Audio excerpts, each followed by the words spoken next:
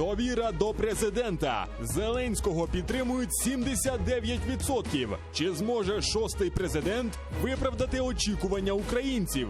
Влада розповіла про плани на продаж землі, коли і як Україна збирається відкрити ринок. Бюджет на борги. Де Україна братиме гроші на погашення держборгу перед кредиторами? Про це говоримо з політиком та блогером Геннадієм Балашовим та речником Нацкорпусу Олександром Алфьоровим. Сьогодні о 20:25 на телеканалі АТР.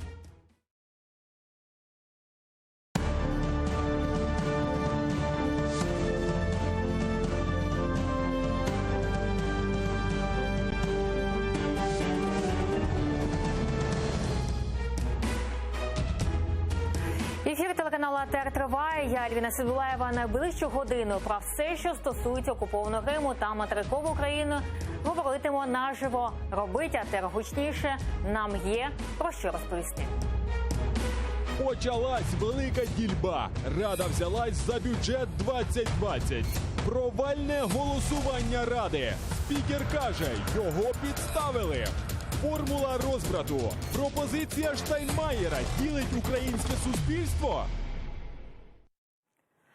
А я вітаю всіх, хто долучився до прямого ефіру телеканалу АТР. Вікторія Пташник, народний депутат України 8-го скликання, і Михайло Волинець, народний депутат від «Батьківщини».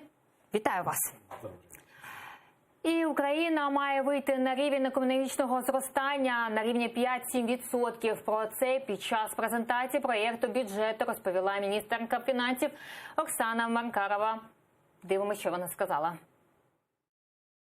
Тут в бюджет базується на реальному зростанні ВВП в 3,3% і тих макроекономічних показниках, і тих соціальних стандартах, які затверджені ще попереднім Кабміном в травні місяці.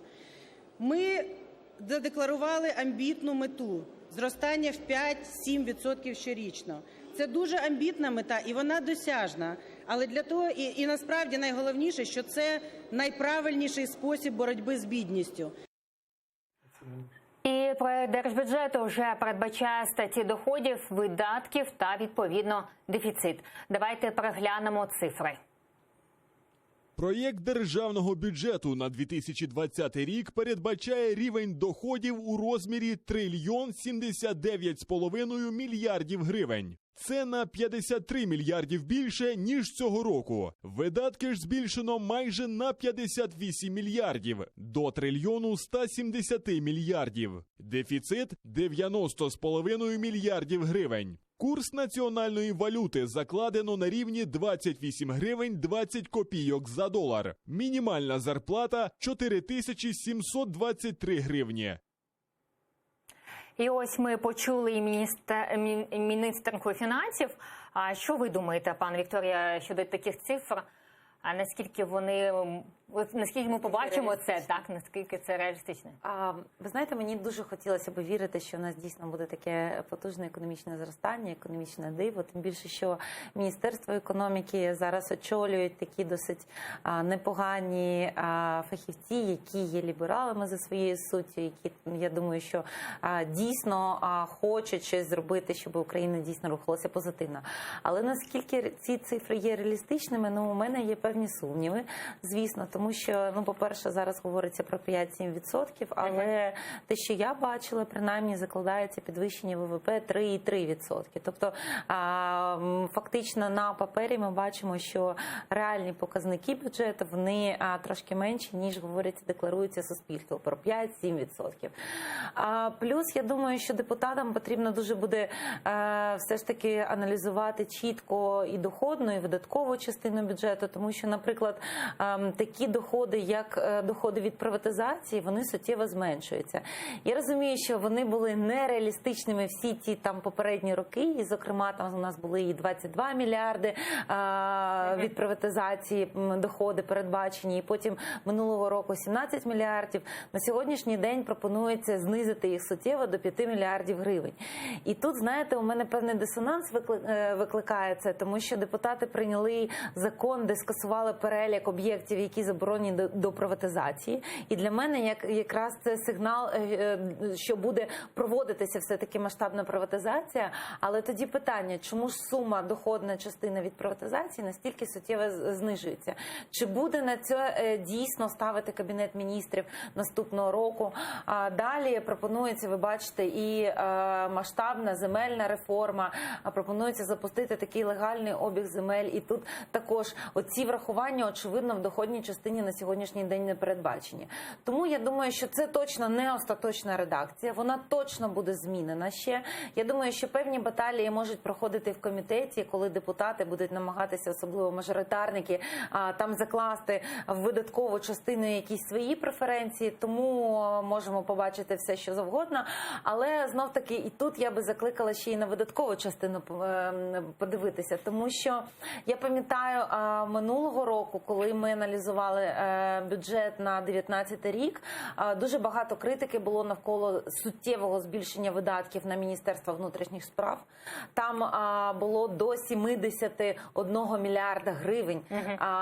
На сьогоднішній день я думала, що приходить нова команда і вона буде економніше, скажімо так, себе поводити і перегляне ці цифри, перегляне видатки, які суттєво також були збільшені минулого року на Генеральну прокуратуру.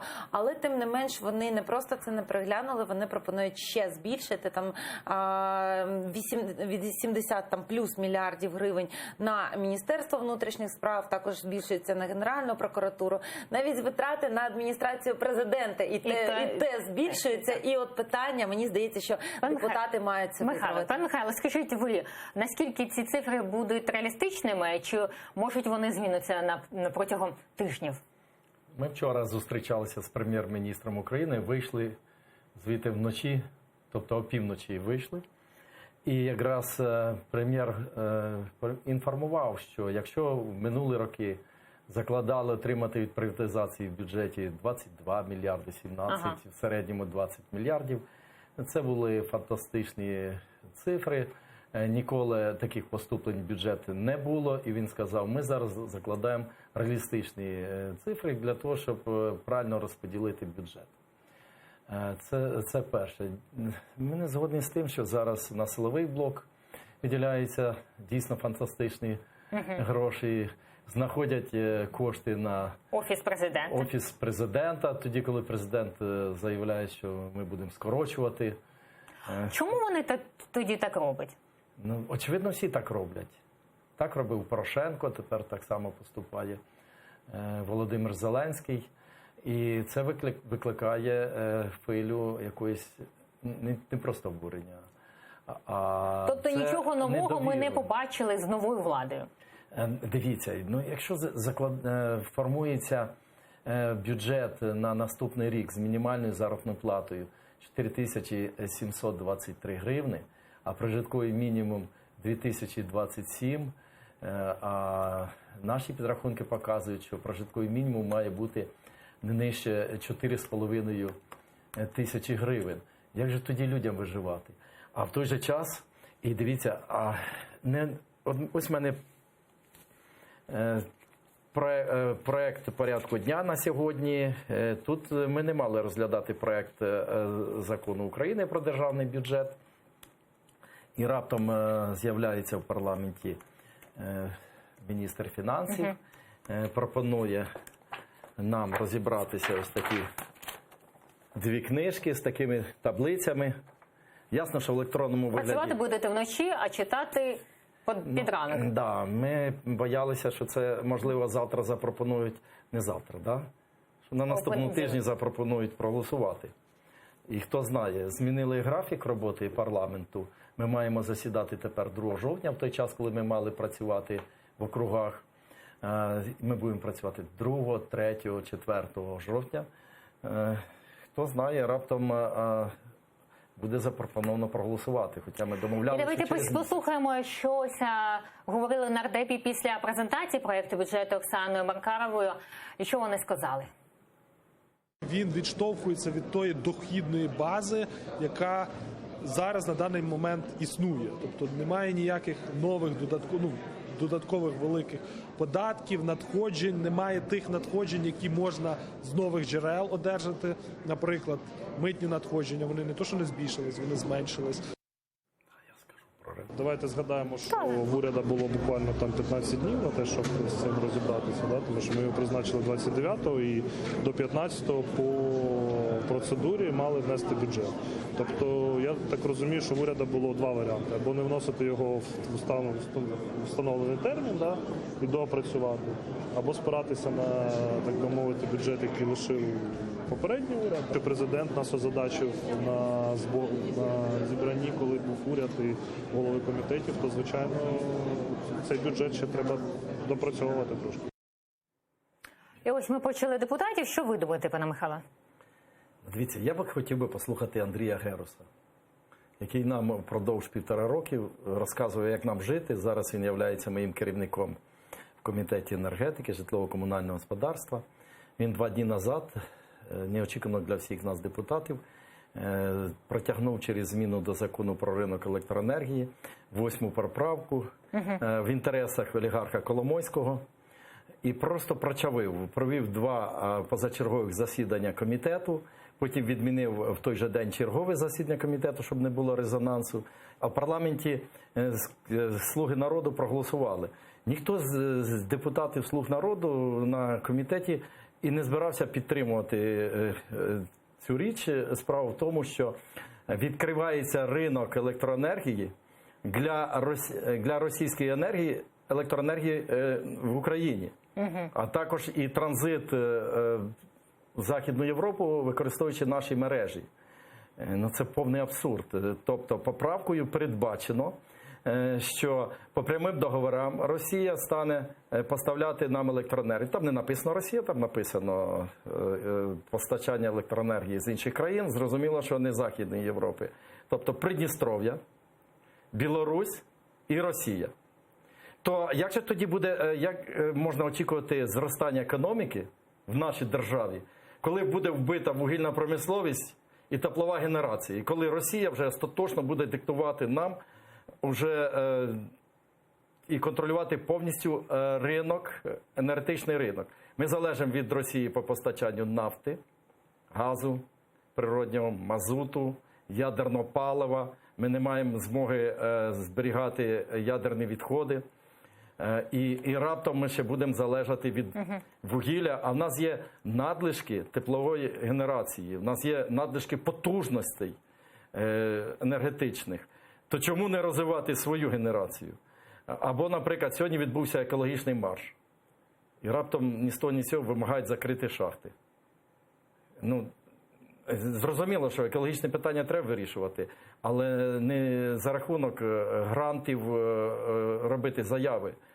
Тому що якщо закрити власну вугільну промисловість, то вугілля є основою для енергетики теплової, це паливо в побуті, це коксохімічна промисловість використовує вугілля і металургія.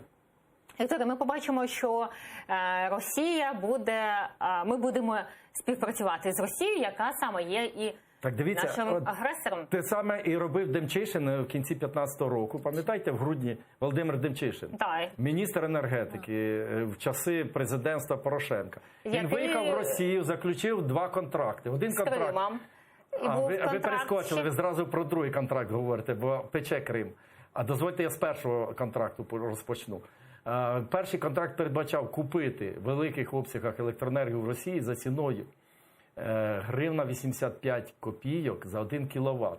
А другий контракт передбачав продати в Крим електроенергію з України за ціною гривна 65, на 20 копійок дешевше. В Росії купити дорожче, а з України продати в Крим дешевше на 20 копійок. Тобто в збиток нашим енергетикам. І крім того, в другому контракті Демчишин визнав Крим федеральним округом Росії. Це був дуже великий негатив. Те саме робить Андрій Герус, патріот, грамотний молодий чоловік, явно не дурний. І тут... Тоді тебе питання, навіщо? Навіщо він виконував завдання відповідні? Пані Вікторія, що ви думаєте? Ви знаєте, мені важко сказати, що відбувається в комітетах. Мені здається, що тут якраз важливо дуже, щоб журналісти висвітлювали діяльність всіх абсолютно Так не комітетів. тільки в комітетах, через закон провів. Це вже... Ви дивіться, що я так зрозуміла, відбулося. що на Пані рівні Вікторе, засідання ви комітету. вибачте, що перебив. Як це складно і запутано. Розробив хтось законопроект про контроль за ядерним опромінюванням. Тобто мова йде про те, щоб не постачалися в Україну рентгенапарати застарілі і має здійснитись контроль за саме дозою опромінювання для студентів, для стажерів і так далі. Хороша річ. Хоча цей закон можна було розглядати в будь-який день. Його терміново за скороченою процедурою подають. В комітеті він ще не був розглянутий. Але вночі той же Герус пропонує поправку до цього ж законопроекту, який називається «Про внесення змін до деяких законодавчих актів у сфері використання ядерної енергії». А насправді внесені були зміни до закону про ринок електроенергії. Цей закон про ринок електроенергії вважається, ви ж розробляли і мали відношення, Самокович, являється дуже важливим як реформаторський на вимогу Європейського Союзу. Це відносилось до директив Європейського І ось Союзу. вже у нас є графіка, відомі і суми видатків на ключові сфери. Давайте подивимося. Видатки на національну безпеку і оборону в проєкті бюджету складають близько 246 мільярдів гривень, на майже 34 мільярди більше, ніж у 2019-му. Видатки на освіту збільшено на 7 мільярдів 700 мільйонів, до понад 136 мільярдів гривень. На охорону здоров'я мають спрямувати 108 мільярдів гривень, тобто майже на 10 мільярдів більше, ніж 2019-го. Видатки на розвиток дорожньої інфраструктури майже 74,5 мільярдів гривень. Це майже на 20 мільярдів більше, ніж цього року. Пані Вікторія, хотілося почути вашу думку. Ну, дивіться, по-перше, я думаю, що я не знаю, хто які поправки там може протягувати, але питання в тому, що поки народні депутати не почнуть самостійно розбиратися в законопроектах, вони будуть тільки цими натискувачами кнопок. І для мене згадався такий дуже яскравий приклад. Минулого тижня парламентського голосувався законопроект, але був відхилений, де пропонувалося скасувати акти Радянського Союзу. І в цей перелік актів Радянського Союзу так випадково потрапив акт про передачу в 54-му року від РСФСР Криму Українській Радянській Соціалістичній Республіці. Уявіть собі, щоб Рада проголосувала би і скасувала, не дай Бог, цей акт. Якими маніпуляціями далі зайнялася би Російська Федерація і Путін, і що би взагалі, який би це сигнал був би навіть на міжнародній арені. І депутати, досить прогресивні народні депутати, подали цей законопроект, підписали його, і я деяких ініціаторів його запитую, а як ви, друзі, могли таке підписати? Вони кажуть, що нам його спустили з Офісу Президента, дали підписати як прогресивний, розроблений, і вони навіть не знали, що там це є. І слава Богу, що у деяких депутатів вистачило мужності відкликати свій підпис, тому що таке дуже ганебний законопроект. Я чуть не отримав, чуть інфаркт не отримав. Я як профспілковець помітив, що там скасовується Кодекс законів про працю. В порівнянні, ви знаєте, з Кримом, Кодекс законів про працю, це вже була б така маленька проблема. А акт про передачу Криму, все-таки погодитися, це було б дуже небезпечно. Тому очевидно, що всі ті законопроекти, які на сьогоднішній день розглядаються, я хочу закликати просто нарешті слуг народу почати читати законопроекти і почати обговорювати їх на фракціях, висловлюватися, тому що далі будуть протягуватися різні норми. Ви сьогодні там сюжет наводили про митницю, також згадали. Я відкрила дані, які не надходження якраз в держбюджет від сірого імпорту контрабанди, наприклад, від 63 до 93 мільярдів гривень. Це не надходять гроші до державного бюджету. Чи контрафактна продукція 10-12 мільярдів гривень. І що сьогодні, тут потрібно, очевидно, навпаки, працювати над тим, щоб припиняти такі схеми, для того, щоб бюджет отримував гроші, щоб митне оформлення відбувалося належним чином. І що сьогодні зробила Рада, наприклад? Вони прийняли в першому читанні законопроект, де визначили таким чином контрафактну продукцію, що жоден контрафакт тепер не можна буде визнати контрафактом, тому що потрібно буде отримати рішення суду іноземної держави, країни-виробника цього товару. Ви розумієте, що будь-який підприємець там чи дистриб'ютор просто не поїде десь в Великобританію, Францію, Німеччину і так далі, отримувати там в суді підтвердження, що це контрафактна продукція.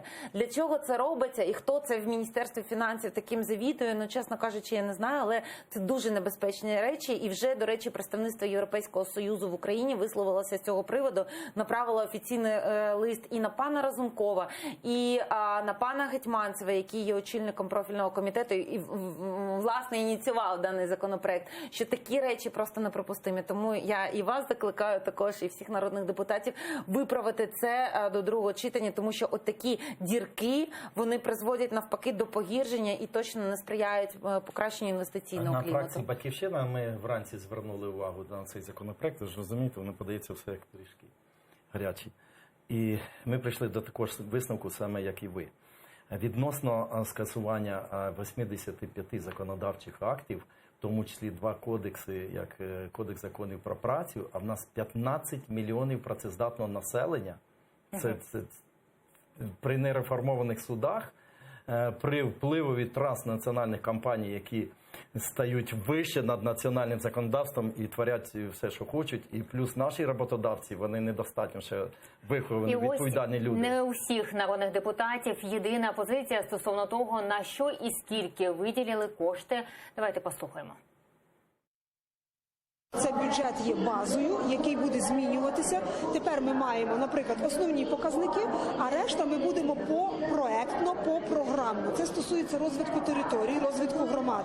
Дуже важливо, щоб люди розуміли, які сьогодні чекають гроші в так званий ДФРР, тобто Державний фонд регіонального розвитку і соціально-економічного розвитку. Всі гроші будуть отримані до кінця року. Тобто ті садочки, ті школи, ті навчально-виховні заклади, які потребують грошей і чекають їх зараз з державного бюджету, всі отримують гроші. Є суттєве підвищення на Генеральну прокуратуру, є підвищення на Офіс президента. Всі кінець епохи бідності для всіх відкладається, а для деяких таки наступив. А як же? Звичайно, на Генеральну прокуратуру треба, а на освітян не треба. Я би, знаєте, думаю, що для якоїсь стратегічної перспективи держави, навіть не стратегічної, а навіть короткострокової, краще на освітян віддати, ні на всю безкінечну реформу в Генпрокуратурі, що вони, вже ми не знаємо, де той бідний прокурор, де його знайти. А ось бідні вчителі, їх знову обдурили, казали, що буде по $4000 зарплата. Ось тепер вони отримали новий урок. Ось ми почули і представника «Слуги народу», і представника «Європейської солідарності». Що можете сказати, пане Михайло? Дивіться, ми роз'яснюємо «Слугам народу», як колегам, де ми знаходимося в одній залі, і в комітетах, що треба працювати не поспішаючи, необхідно не порушувати процедуру і регламент, і дати депутатам можливість бачити, що нам подається, тому що наші законопроекти поки що не ставляться на розгляд. А все подається від депутатів «Слуги народу», політичної сили «Слуги народу». І вчора ми прем'єра спитали, що відбувається, чому такі неякісні законопроекти. Він посміхнувся і сказав, а ми нічого не подаємо. Ми говоримо, ні, шановні, ви Кабінет міністрів, ви маєте в першу чергу, як фахівці, розробляти законопроекти, ви маєте першочергову ініціативу, і ви маєте їх подати нам, а ми вже тоді подивимося, дамо свої пропозиції. А поки що десь витягують ці законопроекти і за часів Порошенка, там інші, і раптом вони йдуть як сьогодні на завтра. І з тією поправкою Геруса, що я говорив, так само витягнули і чого ми не бачили. Якщо вночі вписались навмисне, щоб ми не побачили, і раптом 9 годин позачергове засідання або ти на фракції, або ти в комітеті. Ну, добре, знайшлось там нас 2 депутатів, які це прочитали. Але коли дається така табличка, що до такого-то пункту додати таке слово або вилучити таке слово, необхідно зразу брати діючий закон, порівнювати і розбиратися. Пане Вікторе, ми чули, що від «Слуги народу», що всі отримують гроші і дітсадки. Обурена саме «Європейська солідарність». Що ви думаєте з цього приводу?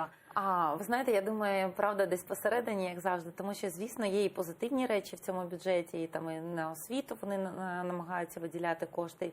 І я вважаю, що оборонна сфера, ну, це наш пріоритет, очевидно, тому що країна знаходиться в стані війни, і ми маємо, власне, виділяти кошти для того, щоб посилювати наші збройні сили і військову техніку. Ну, тому такі речі, очевидно, є досить адекватними.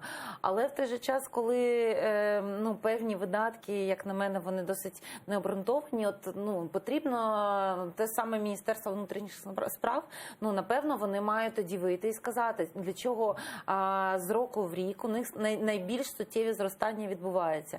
Що це там? Реформована поліція потребує, чи якісь ще інституції. Ну, тобто, щоб люди це розуміли, тому що коли там один чи той чи інший міністр просто під себе вибиває, як завжди у нас відбувається, під своє міністерство конкретні гроші, то, очевидно, далі потім виникають питання щодо ефективності їхнього витрачання. Я думаю, що є досить багато інших джерел, власне, куди би могли би бути витрачені ці кошти. Це і зарплати ті ж самі бюджетникам і так далі, аніж збільшувати, власне, вартість отримання цього державного апарату, який мав би бути вже скорочений. І поговоримо ще щодо голосування. Ось народні депутати провалили голосування за скасування так званих правок Лозового та прослуховування нардепів. Давайте подивимося, як це було.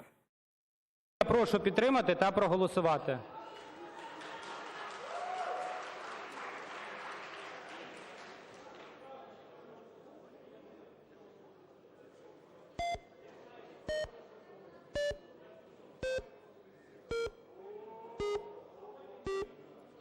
Зупиніть голосування. Зупиніть.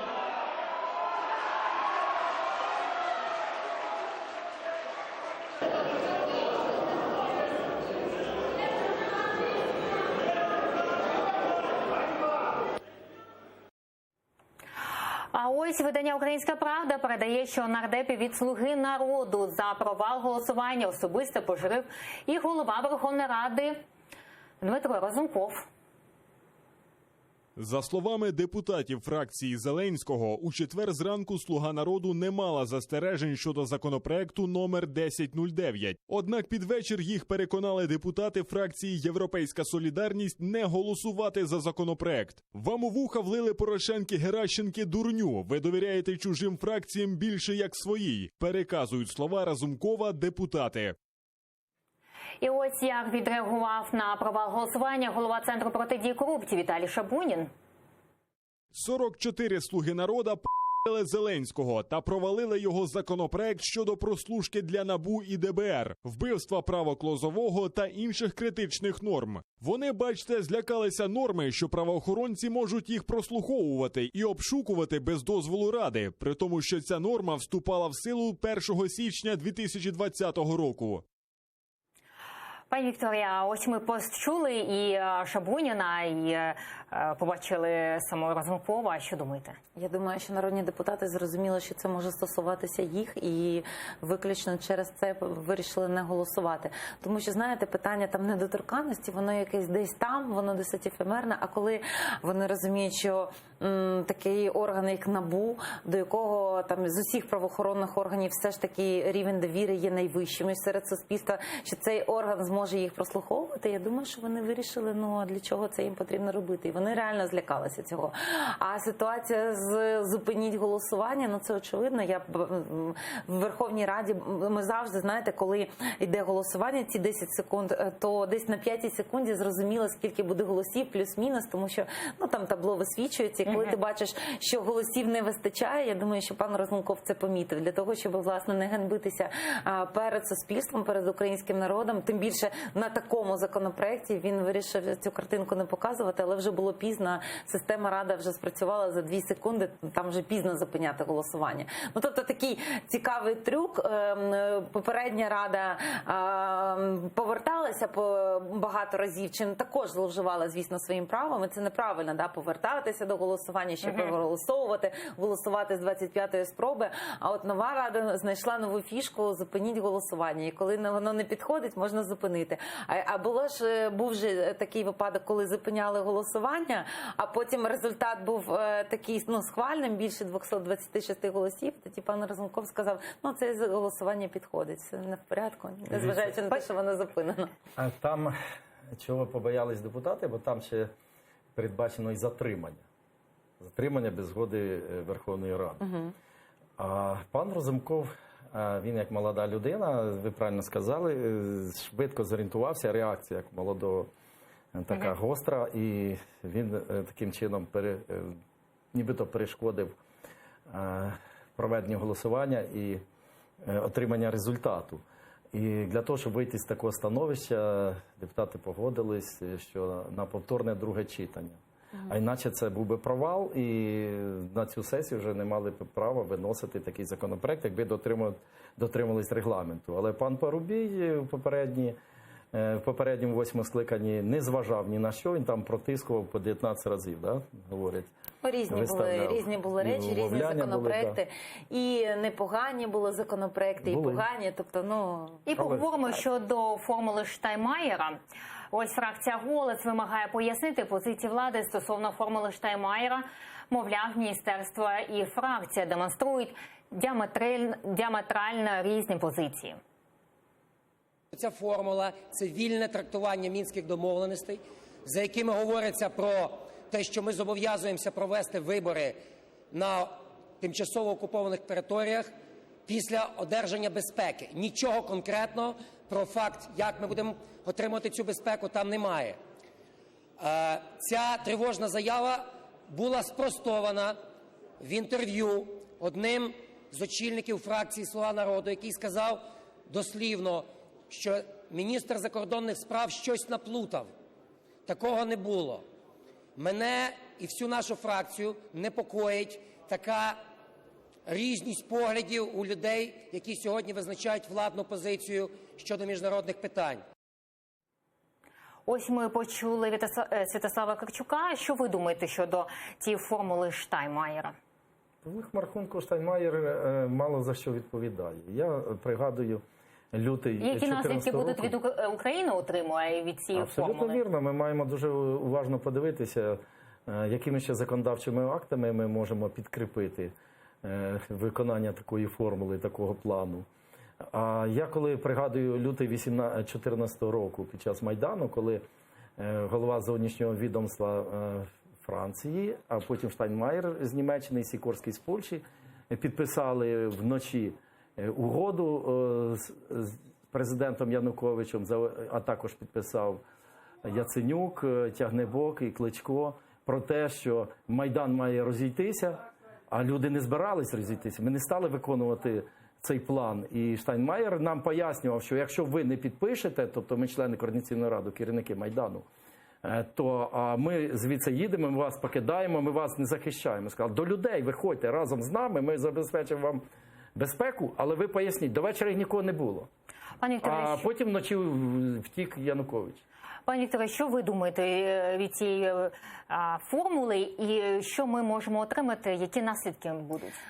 По-перше, давайте говорити і пояснювати глядачам, що ніякої формули не існує. Це Штайнмаєр свого часу висловився стосовно проведення виборів, тобто після вже реалізації Мінських домовленостей, коли буде повністю збройна техніка виведена, повністю всі умови проведені, можливо, там будуть вибори на Донбасі проведені.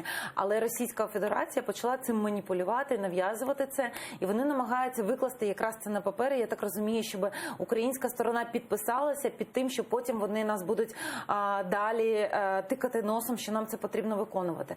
Але проводити вибори на Донбасі, мені здається, що нормальна, абсолютно здорова, патріотична людина розуміє, що зараз абсолютно неможливо. І коли міністр закордонних справ заявляє про те, що можливо вибори пройдуть в 2024 році на всій території України одночасно, ну, у мене викликає, знаєте, таке величезне занепокоєння, тому що я не бачу ніяких передумов для того, щоб наразі на тих територіях проводити вибори. Якщо ми хочемо там дійсно демократичні вибори, якщо ми не хочемо потім різних ватажків, бойовиків отримувати і в органах місцевого самоврядування наших українських, і потім ще в українському парламенті, і щоб це, не дай Бог, не призвело до розчленування України.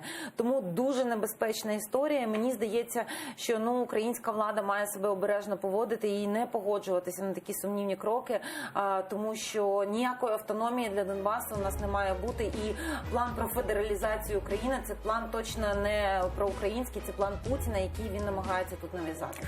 Вікторія Пташник, народний депутат України 8-го скликання, і Михайло Волинець, народний депутат фракції «Батьківщина». Дякуємо, що були з нами. А ефір телеканалу АТR продовжує за мани. Ми з вами зустрінемося через 20 хвилин. Не перемикайтесь.